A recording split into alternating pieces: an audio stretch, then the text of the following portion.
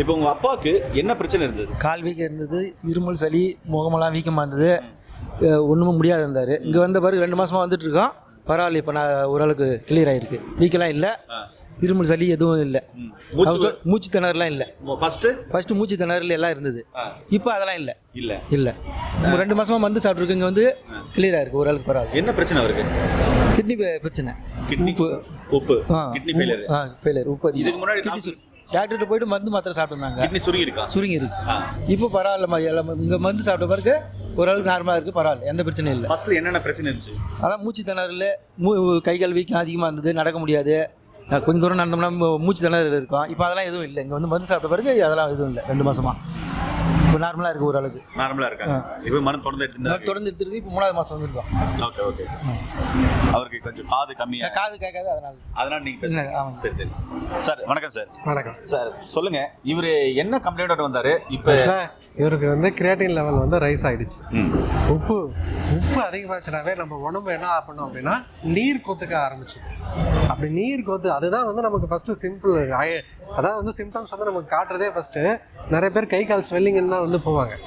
கை கால் வீக்கம் அதிகமாக இருக்கும். டக்குன்னு வந்து அவங்க ரத்தம் செக் பண்ணி பார்க்கும்போது உப்பு வந்து அதிகமாக இருக்கும். அந்த மாதிரி தான் இவங்களுக்கு உப்பு லெவல் அதிகமாக கை கால் வீக்கம் வந்துருச்சு. அதுக்கடுத்து வந்து லங்ஸ்லேயும் நீர் கோத்துக்க ஆரம்பிச்சிருச்சு. அந்த லங்ஸ்ல நீர் கோத்துக்கிறதுனால தான் இவரால் சுத்தமாக நடக்க முடியல. ஏஜ்டு பர்சன் வேற, அதனால வந்து கொஞ்சம் தூரம் நடந்தாவே மூச்சு திணறல் வந்து அதிகமாக ஆரம்பிச்சிருச்சு. அதுக்கு நம்ம அப்போ ஃபஸ்ட்டு வந்து பார்க்கும்போது இப்போ 3 மாதமாக ட்ரீட்மெண்ட் எடுத்துகிட்டு இருக்கேன். மாதம் பார்க்கும்போது ஈராக்ரேட்டின் வந்து ரொம்ப அதிகமாக இருந்தது. ஃபஸ்ட்டு டயாலிசிஸ் பண்ணுற கண்டிஷன் வந்து இது பண்ணாங்க. அப்போ ஃபஸ்ட்டு மாதம் நம்ம மருந்து கொடுக்கும்போதே இவருக்கு கை கால் வீக்கம், இந்த லங்ஸு சிம்டமேட்டிக்காக, அதாவது வந்து யூரின் அவுட்புட் வந்து இவருக்கு கொஞ்சம் ரொம்ப கம்மியாக இருந்தது. அந்த யூரின் அவுட்புட் வந்து கொஞ்சம் இன்க்ரீஸ் ஆக ஆரம்பிச்சது. யூரின் அவுட்புட் இன்க்ரீஸ் ஆகிறதுனால கை கால் வீக்கம் வந்து கொஞ்சம் கம்மியாக இருந்தது. இப்போ இவருக்கு முழுசாக குணமாயிட்டாங்கன்றது இல்லை, அதான் வந்து இவருக்கு நம்ம டயாலிசிஸ் பண்ணாமல் தடுத்துருக்கோம். இது சிம்டமேட்டிக்காக ரிலீவ் ஆகியிருக்காங்க. கை கால் வீக்கம் கம்மியாகிருக்கு, மேனேஜ் பண்ணியிருக்கோம். சரிங்களா? இது வந்து இவர் வந்து 100% க்யூர் கிடையாது. அது நல்லா தெளிவாக புரிஞ்சுக்கோங்க. இவர் சிம்டமேட்டிக்காக இப்போ ரிலீவ் ஆகிட்டாங்க. டயாலிசிஸ் போகிறத நம்ம ப்ரிவென்ட் பண்ணிட்டோம். இப்போ இன்னும் தொடர்ந்து ட்ரீட்மெண்ட்டில் இருக்காரு. தொடர்ந்து ட்ரீட்மெண்ட் எடுக்க உப்பு லெவல் படிப்படியாக வந்து நமக்கு குறைஞ்சிட்டே வரும். அதை நம்ம ரெகுலராக பிளட் செக்அப் பண்ணி அவங்களுக்கு என்ன இருக்குது, உப்பு அதிகமாக இருக்கா, இஜிஎஃப்ஆர்ல வேல்யூ வந்து நமக்கு கூடி இருக்கா அப்படின்றத நம்ம தொடர்ந்து வந்து மானிட்டர் பண்ணுவோம். மானிட்டர் பண்ணி சிம்டம்க்கு தகுந்த மாதிரி தான் வந்து நம்ம இது பண்ணுவோம். இதில் மெயினாக வந்து இவங்களுக்கு வந்து நம்ம டயட் வந்து நம்ம சொல்லுவோம். எப்போதும் கிட்னி பிரச்சனை இருக்குது அப்படின்னாவே நம்ம தண்ணி அதிகமாக குடிக்கக்கூடாது, சில டயட்டை வந்து இருக்கும், ப்ரோட்டீன் அதிகமாக எடுத்துக்க கூடாது அப்படின்றத வந்து நிறைய சொல்லுவோம். ஏன் ப்ரோட்டீனை எடுத்துக்கூடாதுனாக்கா, நமக்கு ப்ரோட்டீனோட பை ப்ராடக்ட் தான் வந்து கிரியேட்டின். ப்ரோட்டீன் மெட்டபாலிசத்தில் வந்து நிறைய உப்புகள் வந்து நமக்கு கிடைக்கும். அதில் வந்து கிரியேட்டினும் ஒன்று. அப்போது கிரியேட்டின் இன்டேக்கை வந்து நம்ம ப்ரோட்டீன் அதிகமாக எடுத்துகிட்டே இருந்தோம் அப்படின்னா உடம்பு அந்த ப்ரோட்டீன் மெட்டபாலிசத்தில் கிரியேட்டின் வேஸ்ட்டை வந்து உருவாக்கிட்டே இருக்கும். அதனால தான் வந்து கிட்னி பேஷண்ட்டுக்கு வந்து அந்த ப்ரோட்டீன், கறி, மீன், முட்டை இதெல்லாம் சாப்பிடக்கூடாது அப்படின்றத சொல்லுவோம். அப்போ யாரெல்லாம் சாப்பிடக்கூடாது? அப்போ எல்லாருக்குமே டோட்டலாக கட் பண்ணிடுமா அப்படின்னா அப்படி கிடையாது. டோட்டல் ப்ரோட்டீன் ஒன்று இருக்குது ரத்தத்தில், நம்ம செக் பண்ணணும். அவங்களுக்கு ப்ரோட்டீன் பற்றாக்குறையாக இருந்தால் மட்டும் ஒரு முட்டை வந்து வெள்ளைக்கரு மட்டும் சாப்பிட சொல்லுவோம், மற்றபடி சாப்பிட சொல்ல மாட்டோம்.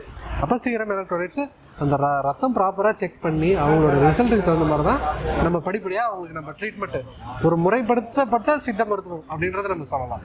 அப்படி கொடுக்கும்போது ரிசல்ட் வந்து நமக்கு இந்த மாதிரி நல்ல அற்புதமான ரிசல்ட்லாம் நமக்கு கிடைக்குது. இவருக்கு கிட்னி பிரச்சனை இருந்தது, அவருடைய மகன் பேசியிருப்பாரு. ஏன்னா அவர் காது கேட்கலன்றதுனால தான் அவர் பேச சொல்ல. உங்களுக்கும் ஒருவேளை உங்களை சார்ந்தவங்களுக்கு, உங்களுக்கு தெரிஞ்சவங்களுக்கு யாருன்னா கிட்னி ஃபெயிலியராக இருக்குது, டயாலிசிஸ் பண்ணிக்கிறாங்கன்னா கண்டிப்பாகவே இங்கே விசிட் பண்ணலாம். இந்த ஏஞ்சல் கிளினிக்கில் சிறப்பான சிகிச்சைகள் சித்தா ஆயுர்வேதாவில் கொடுக்குறாங்க. அதே மாதிரி டாக்டர் நல்லா கேர் எடுத்து பார்ப்பாங்க. உங்களுக்கு படிப்படியாக பார்த்தீங்கன்னாக்கா யூரியா கிரியேட்டின் எல்லாம் குறைய ஆரம்பிக்கும், இஜிஎஃப்ஆர் லெவல் இன்க்ரீஸ் ஆகும், ஹீமோகுளோபின் இன்க்ரீஸ் ஆகும். கிட்னி ஃபெயிலியரால் ஏற்பட்ட அந்த பாதிப்புகள் படிப்படியாக குறைய ஆரம்பிக்கும். இன்னைக்கு பாருங்க, இவருக்கு மூச்சு ஒரு சிரமம் இருந்தது, இப்போ நல்லா மூச்சு வர்றாரு. லங்ஸில் நீர் கொத்து இருந்தது, அதுவும் சரியா போச்சு.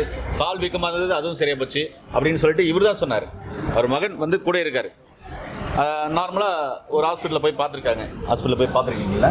அது அந்த ஹாஸ்பிட்டலில் பார்த்து ரிப்போர்ட்டுங்களா? ஆமாம் அங்கே ஏற்கனவே பார்த்தது, அதுக்கப்புறம் தான் எனக்கு அதிகமான பிறகு தான் இங்கே வந்தது. அதிகமான பேர் வந்தீங்க. அங்கெல்லாம் கவுச்செல்லாம் சாப்பிடலாம்னு சொல்லிட்டாங்க. இங்கே வந்த பிறகு தான் உணவு முறையை சொன்ன உடனே அதை கண்ட்ரோல் பண்ண உடனே இப்போ கிளியர் ஆனது. இங்கே நாட்டு மருந்து சாப்பிட்ட உடனே ஓகே ஓகே. ஹாஸ்பிட்டலில் அவங்க உணவு முறையை அவங்க வந்து எதை வேணாலும் சாப்பிடலாம்னு சொல்லிட்டாங்க. ஓ, அதனால நம்மளுக்கு கண்ட்ரோல் வரல. இங்கே வந்து உணவு முறை சொன்ன உடனே நம்மளுக்கு கண்ட்ரோல் வந்தது. சூப்பர் சரிங்க. ஏண்டர்களே, உங்களுக்கு கிட்னி ஃபெயிலியர் இருக்கா? உங்களுக்கு தெரிஞ்சவங்களுக்கு இருக்கா? கவலைப்படாதீங்க. இந்த வீடியோ எல்லாருக்கும் ஷேர் பண்ணி விடுங்க. இவர் நல்லா ரிகவரி பண்ணி இன்னொரு வீடியோ கூட நம்ம போடலாம். மீண்டும் அருமையான பதவியில் உங்கள் அன்பை சந்திக்கும் வரை உங்களுக்கு இந்த விடைபெறுவதும் குடும்பத்தில் ஒருவனாக உங்கள் அன்பு சோனாரிதாஸ். நன்றி, வணக்கம்.